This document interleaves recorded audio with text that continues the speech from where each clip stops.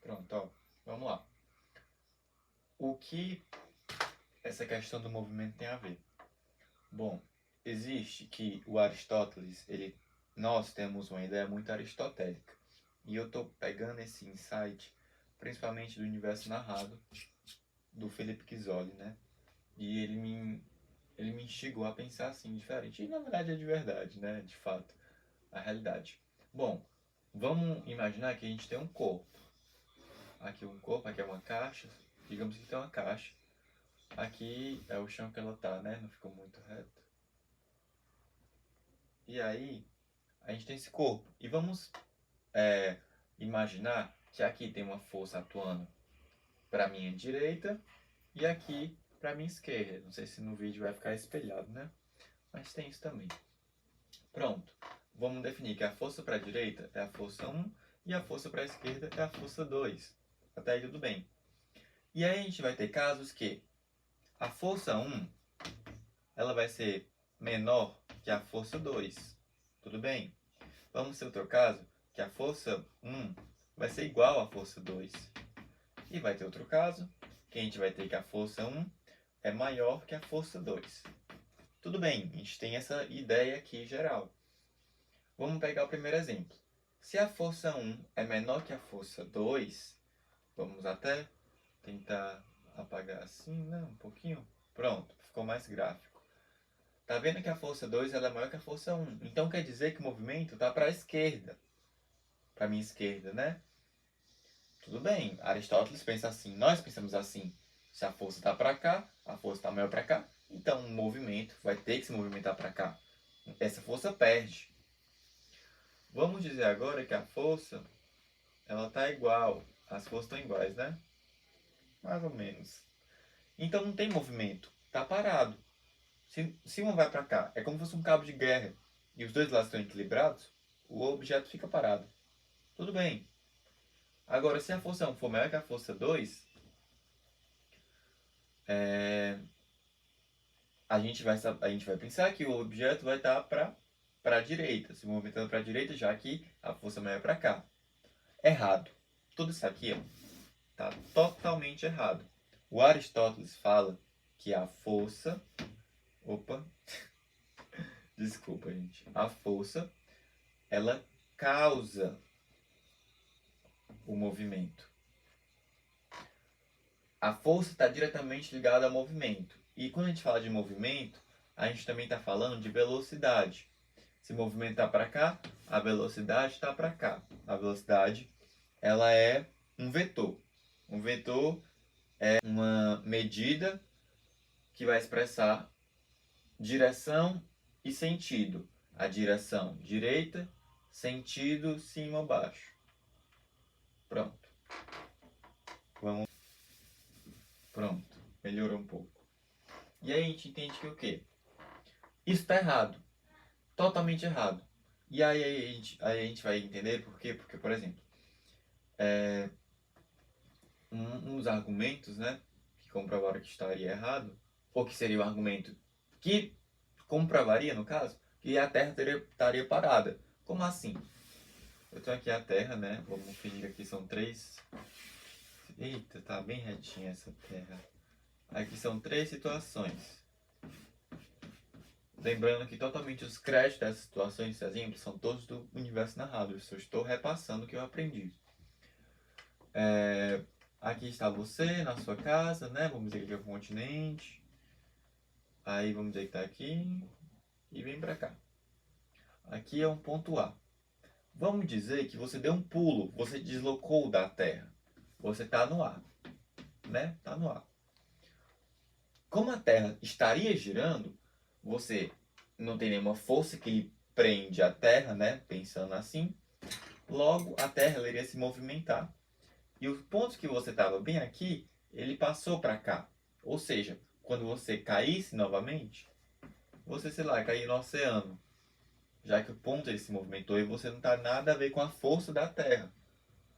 Porque o seu movimento não está com a Terra. Você deslocou. É como se você perdesse o movimento que a Terra está fazendo.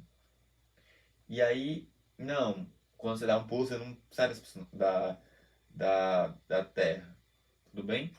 Então, esses são os argumentos que sustentavam a ideia do Aristóteles, de que a Terra estaria parada, já que quando a gente pula, a gente não se desloca, ou seja, a Terra não estaria em movimento, estaria parada.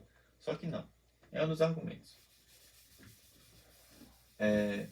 E aí, a gente vai ter o seguinte, que vai ter o Newton e o Galileu.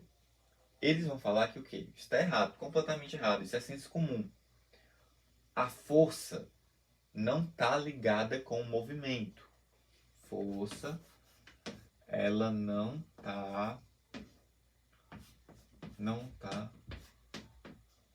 ligada diretamente.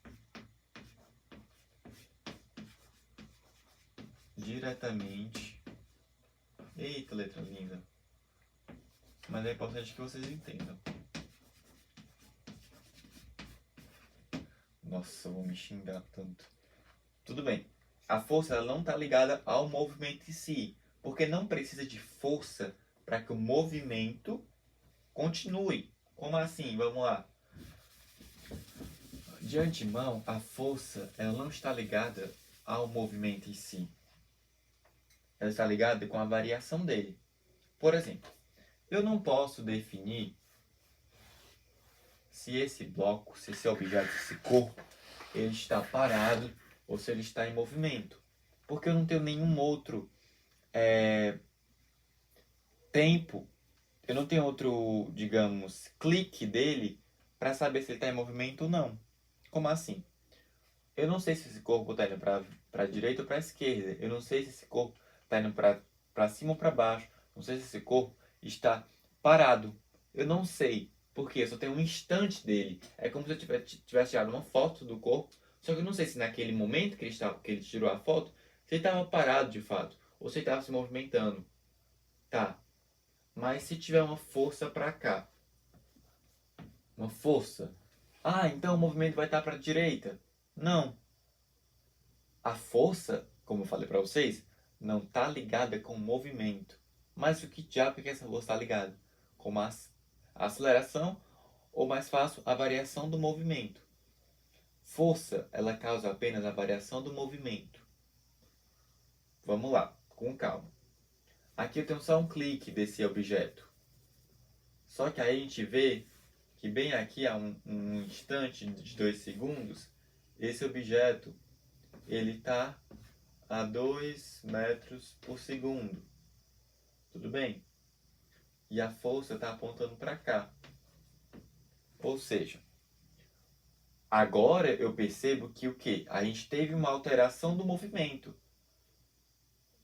Se tivesse 2 metros por segundo aqui, a gente não poderia dizer se esse objeto estava em movimento ou se ele estava parado. Só que aqui a gente vê que ele está parado. Por quê? Porque aqui ele estava em repouso, no caso 0 m por segundo, e foi para 2 metros por segundo. Isso só aconteceu, finge que eu não escrevi isso, porque alguma coisa alterou o movimento dele. Estava em repouso, agora está se movimentando. Tudo bem? Só que eu não preciso saber se tem uma força aqui. Eu não preciso dizer que tem uma força aqui. Mas eu sei que ele variou. E se eu sei que eu variei o movimento, eu variei a velocidade. E se eu variei a velocidade, eu precisei dar força para acontecer essa variação. Tudo bem? Vamos lá. Para outro exemplo. Vamos utilizar esse mesmo caso. Se ele continuou com o mesmo instante, está aqui um segundo atrás, agora recente. Eu vejo que ele não sofreu nenhuma alteração, tá? A mesma coisa. Tudo bem? Então não houve força aqui que alterou o movimento. Então ele está em repouso, não teve força, teve movimento retilíneo uniforme. Ele continuou com a mesma trajetória. No caso, sem trajetória, porque ele continuou parado. Agora vamos imaginar que aqui é 4 metros por segundo e 4 metros por segundo também. Eu posso dizer que aqui teve uma força? Não, não posso dizer porque teve uma força. Por quê? Porque aqui não variou nada. Se não houve variação do movimento, não houve variação da velocidade. E a única coisa que varia o movimento é a força. Então aqui não houve força. Houve só Nada. O movimento ele continua constante. É como se ele estivesse no vácuo e tipo, claro que você não precisa pensar nesse exemplo que, ai, mas teve que ter alguma força para o movimento, essas coisas mais filosóficas. A questão aqui é você entender que o movimento, isso aqui, não precisa de uma força para continuar a sua trajetória. Claro, ele precisa de uma força para ter uma variação. O que foi que eu falei? Por exemplo, vamos pensar que segundos atrás, esse mesmo cara estava 0 metros por segundo. Agora, no caso, né? Ele está a 4 metros por segundo. Aqui, houve uma variação do movimento. Entendeu? Porque ele passou de uma velocidade e foi para outra. A velocidade está intrínseca com o movimento. Se não houve variação no movimento, houve uma aplicação de uma força. Porque a primeira lei de Newton, a lei da inércia. Que o corpo que está em repouso, ele tende a permanecer em repouso, a não ser que uma coisa externa, perturbe o seu estado. Então, a gente vê aqui essa questão da lei de Newton. Só que pronto, aí quando eu tive um momento que uma força foi aplicada, ficou nos 4 metros por segundo. E aí, pronto, eu não preciso mais de nenhuma força para que esse objeto continue com as mesmas 4 metros por segundo. Tá entendendo? Porque é tipo num vácuo. Aí o Galileu vai fazer um experimento, né? Porque vai ter o atrito, né? Ah, mas o atrito, porque os objetos na vida real não coisa. Isso aqui é tudo experimento ideal. Num mundo, que a gente pensa aqui numa parte mais ideal da coisa, né? Tanto o Galileu vai fazer o experimento do plano reto, que ele vai estar uma bolinha, ele tem que tirar todo o atrito, e ele vê que, claro, ele não consegue fazer isso totalmente, mas ele vê que a bolinha ela segue, quando ela chega aqui, perde a força, né? A força peso, essas coisas, ela continua seguindo, só que ela vai parar, né? Porque é um experimento na realidade.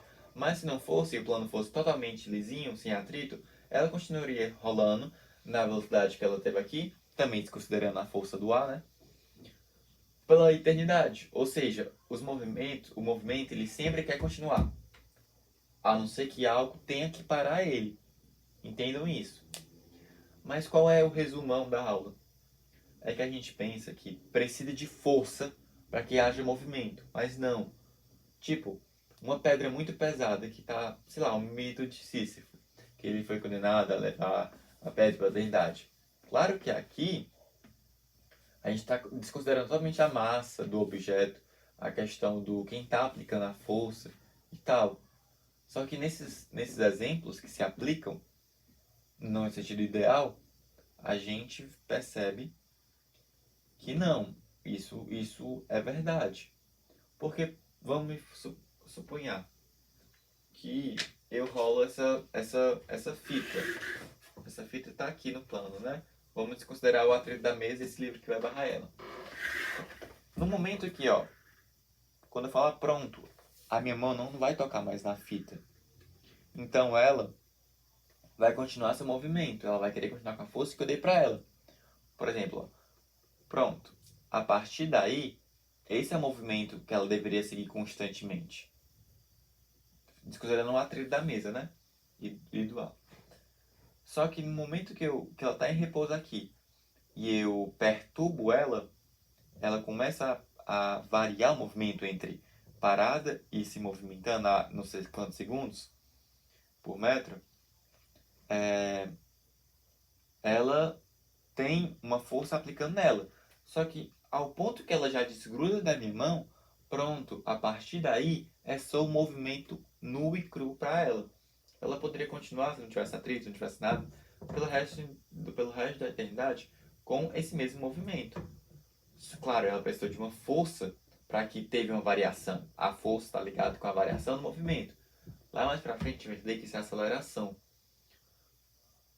No entanto, é isso. A gente tem que entender que a força ela não causa o movimento. O movimento não precisa de força para existir. O movimento, a força, ela causa variação. Se algo estava parado e foi para 2 metros por segundo, quer dizer que ele sofreu uma variação no movimento. movimento em repouso, movimento constante. Agora, mas se vier uma força contrária, aí a gente vai estudar mais lá pra frente os nomes da força, os tipos de força, que vão tentar, que vão conseguir, na verdade, conseguem variar o movimento. Só que o movimento por si só, imagine que isso aqui, ó, é que é difícil imaginar isso, porque as coisas que estão em repouso, elas tendem a permanecer em repouso, a não ser que algo desconfigure esse repouso dela. Mas basicamente é isso, espero que tenha entendido. Isso é uma aula mais rapidinha sobre movimento, sobre mecânica, que vai ser uma das áreas da física mais importantes, principalmente a mecânica clássica, né? Para as coisas da nossa vida. Então é legal estudar isso porque é divertido você entender que eu não preciso de força para causar movimento. O movimento por si só ele já é. Mas claro que algo para se movimentar ele precisa de sair de um estado e ir para outro. Independentemente se teve força a favor ou contrário, enfim, a gente estuda isso mais para frente. Obrigado.